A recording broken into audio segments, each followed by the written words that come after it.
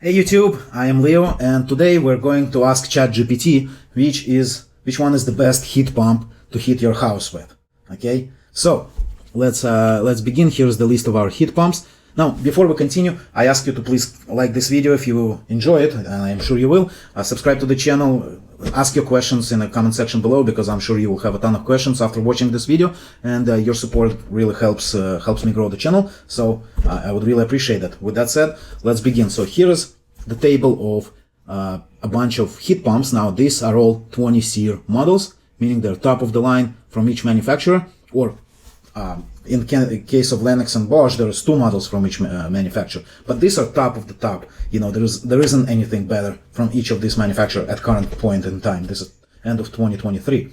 Okay, so Lennox SL25, this is their top of the line. And if we go to search for Lennox heat pump, we'll get to this page. And the SL25 XPV will be their best of the best. This will be the first one in their lineup, and all the rest are basically lower. Okay, so this offers up to 25 SEER, up to 24 SEER. And anyway, so these are all top of the line models. Okay, this is not your 14, 15 SEER heat pump, which is a complete joke. Okay, so the questions we'll ask ChatGPT is which one of these units is best for heating your home. And so just so you understand, this is the heating capacity, and we're mostly concerned about the 5-degree output, while most of the time it will be 17 degrees outside. On really cold days, when you actually need all that heat, the heating capacity of a heat pump drops. Okay, or heating capacity is how much heat it can produce. Okay, basically, if you need 80,000 BTUs of heat, and the system can only give you 27.5, you need 3 or more systems to satisfy your need. Okay, so that's how we will approach this. And basically, in somewhere, let's say in Chicago, a 2,000 square foot home with the average insulation, for example, double pane windows, 13 are walls, and 30 are ceiling, you will need around 80,000 BTUs of heating capacity. Okay, now it doesn't mean you will use constantly 80,000 BTUs every hour of the day, but on the cold days, this is how much heat your heating system should provide, so you basically don't freeze in your house. Okay, so let's begin. Now I arranged this table by what I think is the best. However, I put this Lennox here just so that ChatGPT doesn't think that, or it doesn't use the order of the information to tell you or tell me what is the best. I will have to analyze the numbers. So that's why I kind of put this at the top, so it doesn't look at the order. Because I know while this is the best of the best that Lennox has to offer, it is still not as good as Mitsubishi and Fujitsu. Okay. Now, and the pricing, this is material only price, and this is a dealer price basically. This is not the installed price. For example, this Lennox here, this is how much you would have to pay just to buy the equipment, just to buy the, basically, this box over here, and the indoor coil, where the refrigerant basically circulates. It sends the hot or cold air into your basement or whatever you're sealing, so that's the indoor coil or air handler. Nothing else is included. No thermostats, no piping, no sensors, nothing else, no wiring, nothing. So just the indoor and outdoor coils, or indoor and outdoor units, okay, for each one of these. Now, Mitsubishi and Fujitsu, they are ductless, so you include the condenser unit, which is the outdoor unit, and also the air handler. So in this price, we include 4 wall-mounted air handlers. They're like the cheapest of the bunch, and since these are all 36,000 BTU units, we include 4 9,000 BTU indoor wall-mounted units for each, for the Fujitsu and Mitsubishi. All right. Okay. So, and just so you don't say like, oh yeah, that's not fair comparison, guys. This is the total price for the outdoor unit and the 4 indoor units. Mitsubishi, this is Fujitsu total price. Look at the Lennox. The Lennox outdoor unit costs like $90,000. So there is no not fair, because it costs 3 times more than than the whole Fujitsu system. Just for the outdoor unit in Lennox. Anyway, these prices here, I wasn't able to get the price for the unit, so I have this like placeholder, okay? And the Daikin and Goodman, they're basically the same company, and you can even see that the model numbers are very similar. So the Daikin would probably cost a little bit more because it's a well-known, more respected brand. Like, no, Goodman is a well-known brand, but I feel that Daikin is more respected brand than Goodman. Okay, so I think they would just like charge a little bit more for a Daikin unit, which is identical. Like, you can even look at the specs; they're identical specs. It's the same unit with different logo on it. Okay, so another thing I want to address is the size of each unit. It's 36,000 BTUs. Here's why. In Illinois and Chicago, most homes with 2,000 square foot, a 3-ton system is enough for cooling. Okay, now these are all air conditioners and heat pumps, so they can provide heat and cooling. But for cooling, 3-ton in Chicago is most of the time enough to cool your home. Okay, and you'll say, well, that's not fair comparison because Lennox, it comes in 5-ton. Yes, it does. But if you look here, the 5-ton Lennox will produce 38,000 BTUs at 5 degrees. Okay, so instead of 60,000 BTUs, and this drops to like 20,000 at -5 or 24,000. So it's not much better in terms of output, but then it would skew the whole comparison with the ductless systems. So it still doesn't provide enough heating for a house that needs 80,000 BTUs of heat. So that's why I used, for the comparison's sake, I used all the systems are 3-ton. Okay, so let's go. Copy this. Let's go talk to ChatGPT. Okay, here are the heat pumps and heating capacity. Wait for the question. It may or may not start answering right away. Sometimes it's smart, sometimes not so smart. Okay, well, it's actually waiting. Alright, so let's ask it. Let's tell it our needs. We have a home that needs 80,000 BTUs per hour of heating. Rank these heat pumps by heat output and COP. It knows what COP is, but basically if you don't know, COP is coefficient of performance, and that measures how much heat is provided per 1 kilowatt of power. Okay, so basically heat pumps are better than electric heating because they provide more heat per 1 kilowatt of electricity than your electric baseboards. Okay, so rank this by heat output and COP. We need to know, actually, main concern is getting enough heat.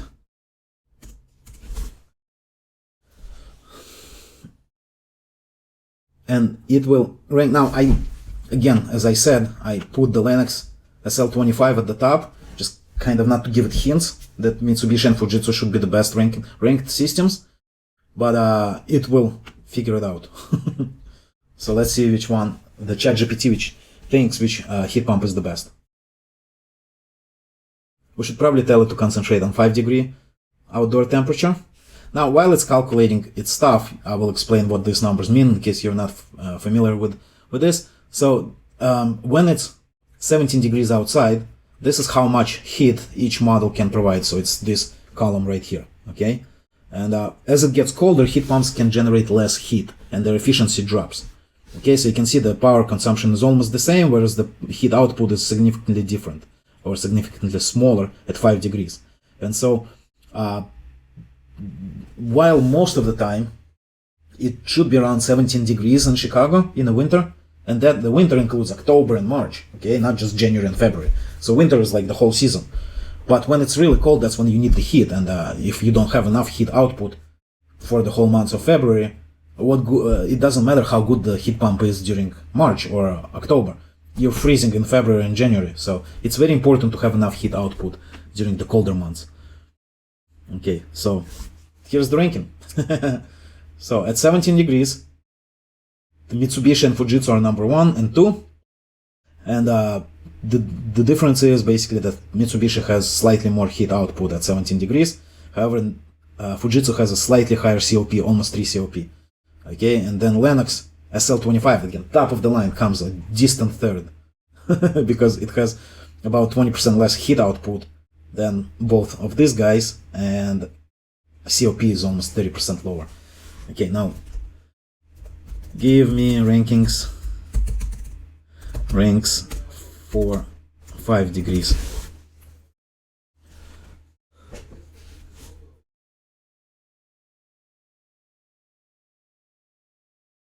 There you go. Again, Mitsubishi and Fujitsu are at the very top, and then Lennox is a distant third, and Carrier is a distant fourth. Now Carrier, it's really funny, they have this commercial. Let me actually show it to you. So Carrier put out this video where they talk about the benefits of the Carrier 24, Infinity 24 heat pump, and they basically compare it to a Prius. Okay, so Prius is considered to be the most efficient commercially available car on the road. Okay, and let's say it's rated at 48 miles a gallon. Okay, so this guy's saying that their Carrier heat pump is, if you compare it to a Prius, it's 30% more efficient than the Prius. So that would put it at like 65 miles a gallon. There's like, this is completely ridiculous, but you have to listen to them. And for those of you scoring at home, that's 29% higher than the nearest competitor and up to 69% more efficient than some others on the market. Yeah, listen to this guy. The most fuel-efficient car gets 48 miles to the gallon. That's Prius. The new Carrier Infinity heat pump as a new car that can beat that by 29%. So just so you understand, 48 times 1.29, 62 miles a gallon. They're saying that they've invented a car that goes at 62 miles to a gallon. Come on, guys, look at this. Look at this table. Carrier is like at the bottom of the pile. Well, not the bottom, in the middle of the pile, and they're calling it the new Prius of heat pumps.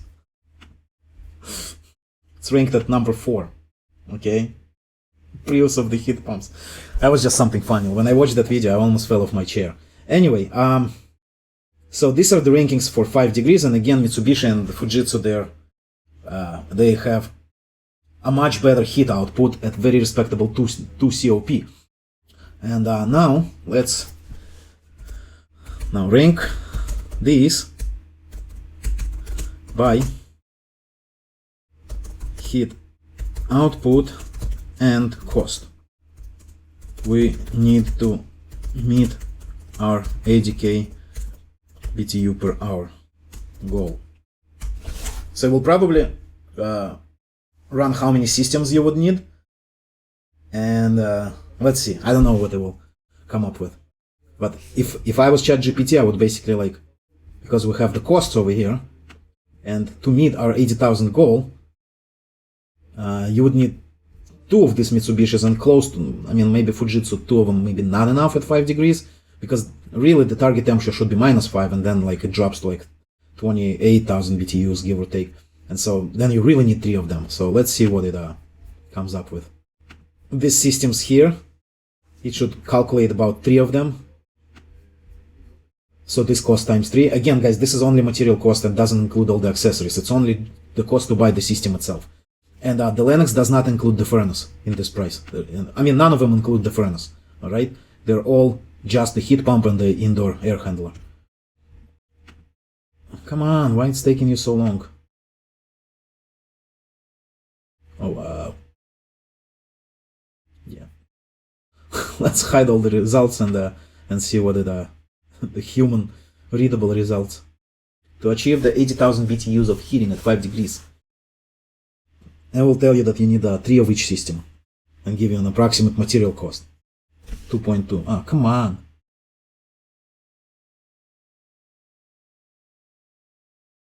And see, it actually puts Goodman at number 3. Not the Lennox, not the Carrier. It puts a Goodman at number 3. And Lennox, you would need 3 of them to get enough heating. So that's $60,000, $61,500 just in materials. And obviously Fujitsu is... Guys, I'm telling you, I love Fujitsu. As far as installation, it's pretty annoying how they made the outdoor, the ports that connect to all the indoor zones, because that's very technical. I'm not sure you're even interested in that. But basically, to get the adapters, to install the adapters onto the port and to pull the vacuum and all that stuff, there's not enough space the way they put it, so it's very annoying from the installation point of view. But as far as its performance, it's amazing. I really love the system. I haven't had the pleasure of using Mitsubishi. I think I should. Actually, yeah, I think I want to start working with Mitsubishi, because before their systems were pretty, compared to Fujitsu, they were pretty lame. But now the newer systems that they have released, it looks pretty good. But another thing, what I don't like about the Mitsubishi is you have to use the branch box, and that complicates the installation so much, and like you have to program it. Like you have to program the outdoor unit. Here you just connect, and that's it, and it works. Here you have a branch box, you have the connection for each unit, and then you have to program, and if you misprogram it, it's like a pain in the tuchis, so not fun. Anyway, so now because actually I like the way it ranks, because you can basically just buy 2 of these systems, and then you can buy like a single zone for somewhere. Now that does increase the cost for the ductless, because you need to have a separate electrical circuit for each of these units, and that's like 40 amp electrical circuit.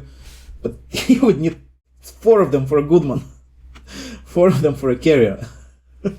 So oh wow, I should have told it to ignore the last 4 systems. Okay, fine. Anyway, so here's our rankings, and you can see Fujitsu and Mitsubishi at the top. Now Mitsubishi is more expensive, and I'm not saying it's better than Fujitsu. They're both good. It's just that Mitsubishi is doing better job on marketing, and so more HVAC contractors they'll tell you, or a homeowner they'll tell them, oh yeah, go with Mitsubishi, it's the best. It is very good. It's just more expensive and a pain to install, and I really like the Fujitsu. It's just simple and it works amazing. Japanese engineering, guys. Fujitsu and Mitsubishi are the best. Now Goodman and Daikin, they are now the same company, but Daikin does not have nearly as good equipment as Mitsubishi as far as ductless units. Okay, so now the main question, can any of these heat pumps actually heat your home? So let's ask it. Does any of these heat pumps have enough capacity to heat my home?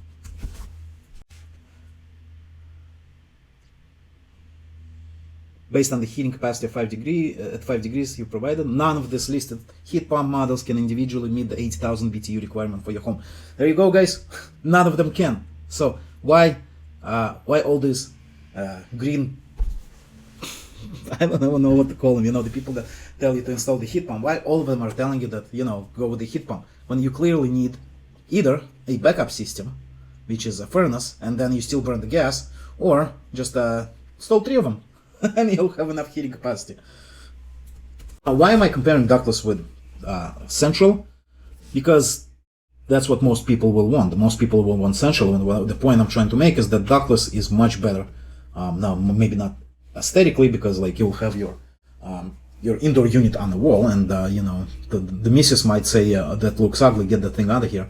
But I love the way it works. The performance is amazing. Anyway, guys, so thanks for watching. This got a little bit longer than I anticipated, but if you have any questions, if you think my comparison was inaccurate, let me know in the comment section below, and let me know what kind of different comparisons you want. So see you in the next video. Like the video if you enjoyed it, subscribe to the channel. Bye.